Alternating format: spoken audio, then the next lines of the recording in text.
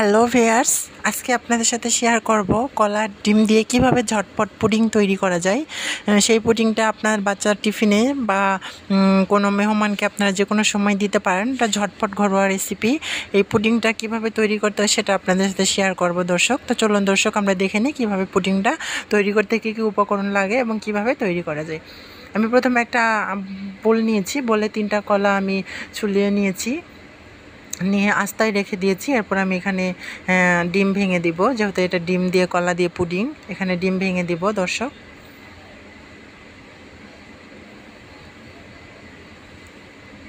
তারপর আমি এখানে দিয়ে নেব 1 চিমটি লবণ স্বাদ বাড়ানোর জন্য।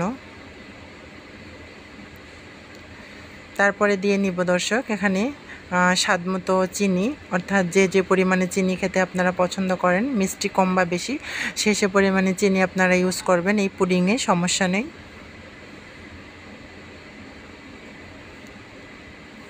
তারপর ডিম ফেটানো যে এটা আছে, সেটা দিয়ে আমরা কলা এবং ডিম ভালোভাবে ফেটিয়ে নিব, ভালোভাবে মিক্স করে নিতে হবে দর্শক।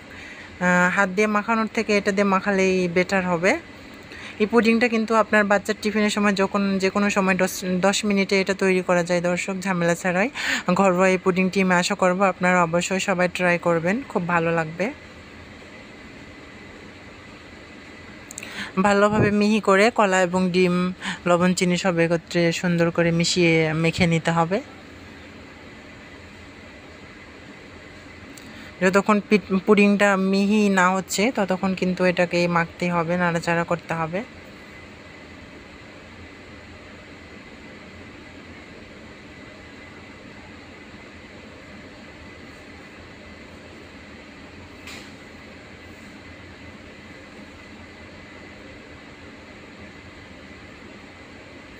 অবশ্যই দর্শক পাকা কলা দিতে হবে, কাঁচা কলা দিলে কিন্তু হবে না। পাকা কলা দিয়ে এই পুডিংটা তৈরি করতে হবে।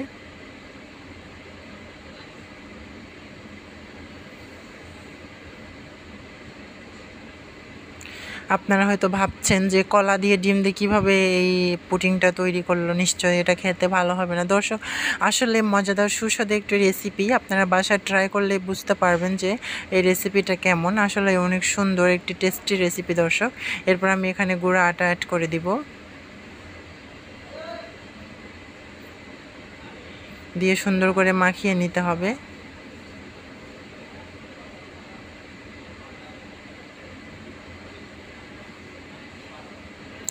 দর্শক, যেহেতু এটা পুডিং, এটা কিন্তু আমি আর রুটি বানানোর মতো অত শক্ত করে ডোটা তৈরি করব না। এই ডোটা তৈরি করে একটু পাতলা করে রাখতে হবে, অর্থাৎ যেহেতু আমরা যখন তেল পিঠা বানাই যে ডো যেভাবে তৈরি করি, সেম ওর থেকে আর একটু অল্প ঘন করে রাখতে হবে, যে চামচে করে যেন দেওয়া যায়, সেরকম করে এই ডোটা তৈরি করতে হবে।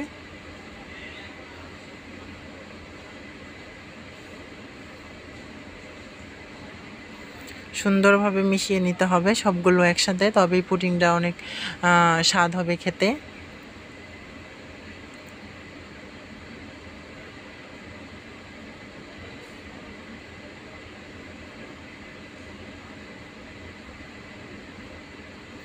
এরপর দিয়ে নিচ্ছি হালকা পানি, যেহেতু এটা ঘন হয়ে এসেছে, এটাকে পাতলা করার জন্য পানি দিতে হবে।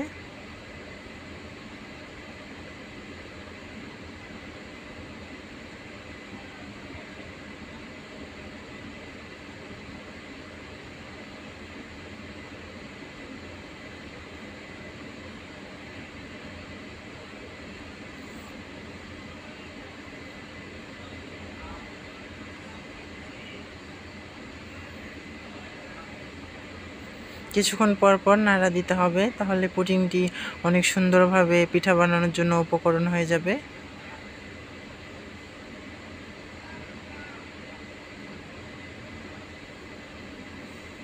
ঘন ঘন নাড়তে থাকলে দর্শক পুডিংটা অনেক সুন্দর হবে।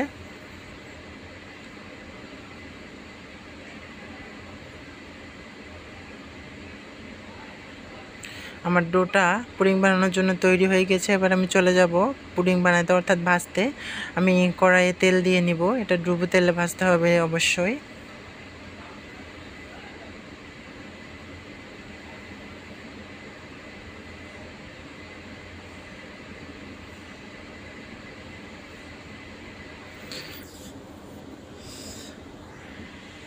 তেলটা যখন গরম হয়ে আসবে তখন আমি এখানে পুডিং ছেড়ে দিব একটা একটা করে।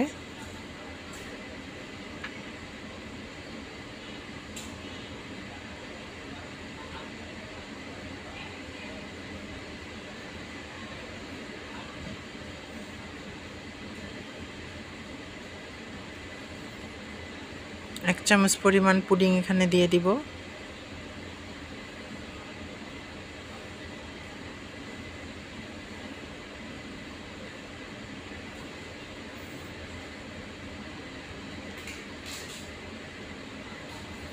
সেম দর্শক, দেখতে কিন্তু তেল পিঠার মতোই লাগতেছে। তেল পিঠা না, এটা হচ্ছে একটা ঘরোয়া পুডিং। এটা যে কোনো সময় আপনার বাচ্চার টিফিনে আপনি দিতে পারেন কোনো ঝুট ঝামেলা ছাড়াই।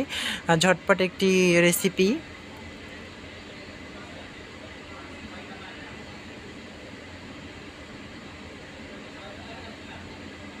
দর্শক, চুলার আঁচটা কিন্তু বেশি হাই পাওয়ারে থাকবে না, মিডিয়াম লোতে রেখেই ভাজতে হবে। এক পাশটা হয়ে আসছে, অপর পাশটা উল্টিয়ে দিতে হবে।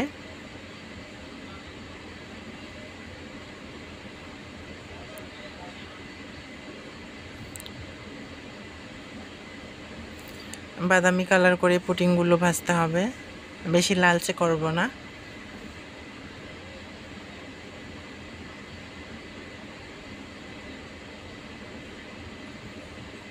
দর্শক, দেখেই মনে হচ্ছে যে অনেক সুন্দর হবে। আমি আশা করব আপনারা অবশ্যই ট্রাই করবেন, আপনাদের সবার ভালো লাগবে এই পুডিংটি খেয়ে, বা বাচ্চাদেরও দিবেন, তাদেরও খেয়ে কেমন লাগে সেটা আপনারা অবশ্যই কমেন্টসের মাধ্যমে জানাবেন। দর্শক, সবাই ভালো থাকবেন, সুস্থ থাকবেন, এই প্রত্যাশা নিয়ে এখানে শেষ করতেছি আজকের পুডিং। দর্শক, কেমনটা লেগেছে তা অবশ্যই আপনারা কমেন্টসের মাধ্যমে জানাবেন।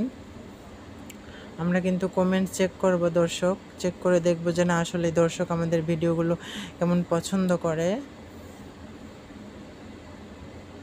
এরকমই নতুন নতুন ভিডিও পেতে আপনারা অবশ্যই আমাদের জি রান্না রেসিপি চ্যানেলের সঙ্গেই থাকবেন, এবং নতুন নতুন রেসিপি আপনারা উপভোগ করতে পারবেন, খেতে পারবেন, শিখতে পারবেন। কড়াই যদি বড় হয়ে থাকে আপনারা একবারের 3টাও দিতে পারবেন। দর্শক, কোনো সমস্যা নেই। তো সবাই